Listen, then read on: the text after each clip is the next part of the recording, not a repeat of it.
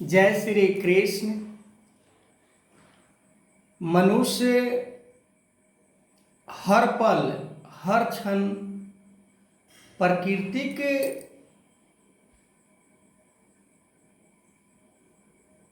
रूपी गुण को वो धारण करके जीवन में वो ऐसे जीता है कि प्रकृति ही हमारे लिए सब कुछ है। प्रकृति के द्वारा भोग विलास को प्राप्त करना, प्रकृति के द्वारा वासनाओं को पूर्ति करना, प्रकृति के द्वारा मान सम्मान को प्राप्त करना। पर प्रकृति का जो भी वस्तु है, जो भी पदार्थ है, यहाँ तक कि शरीर भी अपना हर पल हर क्षण बदलते रहता है। यदि शरीर की अवस्था की बात करें तो कई अवस्था इस शरीर के अंदर है, पर जो परमात्मा है, जो इसका मूल सत्ता है, निराकार रूप में तीनों काल में सत रहने वाला,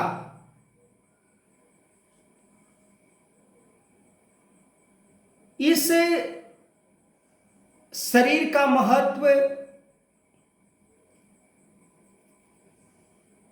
इस जीवन का महत्व मानव को तब प्राप्त होता है जब अपने मूल्य सत्ता को पहचान कर लेता है। मूल्य सत्ता को अपने जीवन में अहमियत देता है। मूल्य सत्ता को कर्ता धर्ता मानकर मूल्य सत्ता में मिलने का प्रयास करता है। पर इसका जो प्रक्रिया है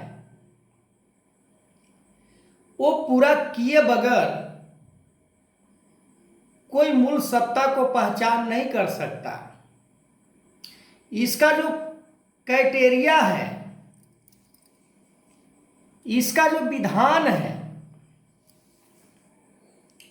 विधान को पूरा किए बगैर अपने मूल्य सत्ता को अपने अंदर मौजूद रहते हुए भी चारों दिशाओं में वर्तमान रहते हुए भी वो खुद देख नहीं पाता है। जैसे इन सत्ता को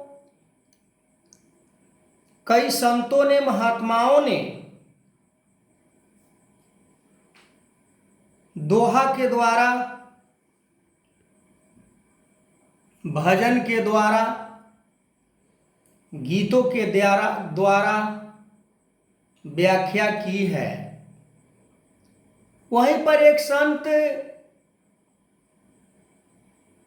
हुआ करते हैं जो इस मूल सत्ता के बारे में कहते हैं कि निकटे हैं पर सूझत नाही, धीरिक धीरिक ऐसो जिंद, तुलसी या संसार की भयो मोतिया बिंद। कि आंखों के ऊपर मोतिया बिंद रूपी परत चढ़ चुका है आंखों के ऊपर, जिसके कारण हमारे नजदीक, हमारे पास ही रहने वाला परम सत्ता को हम देख नहीं पाते हैं। जैसे कोई अंधे व्यक्ति के आगे कोई कीमती से कीमती सामान को रख दिया जाए और उसे ये कहा जाए कि तुम्हारे पास कीमती सामान है, तुम इसे प्राप्त कर लो, इसे तुम अपना लो, इसे तुम ले लो, पर उस अंधे व्यक्ति से वो लिया नहीं जाता है, वो प्राप्त नहीं होता है। जैसे ज्ञानी पुरुषों ने, संत महात्माओं ने ज्ञान की दृष्टि से परमात्मा को प्राप्त करते हैं, इसे प्राप्त करने के लिए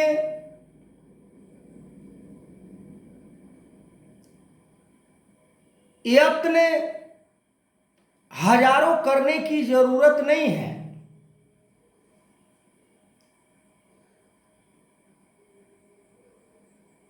इसे वही प्राप्त कर सकता है जो अपने मन से, अपने जीवन से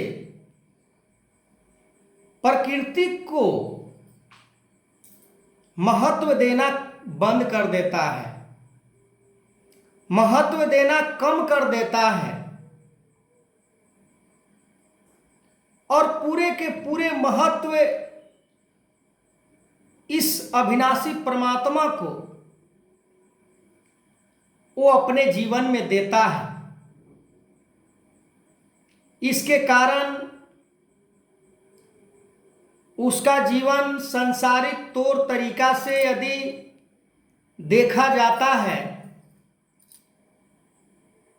तो नीरस के समान उसे खुद लगता है, पर वो भली भांति जान रहा होता है कि प्रकृति के एक एक वस्तु के अंदर पल पल परिवर्तन होते रहता है। इसके कारण उसका मन, बुद्धि, विवेक वो इन तरफ ध्यान नहीं देकर वो अपने मूल सत्ता की तरफ ध्यान देता है। भगवान कृष्ण ने अर्जुन को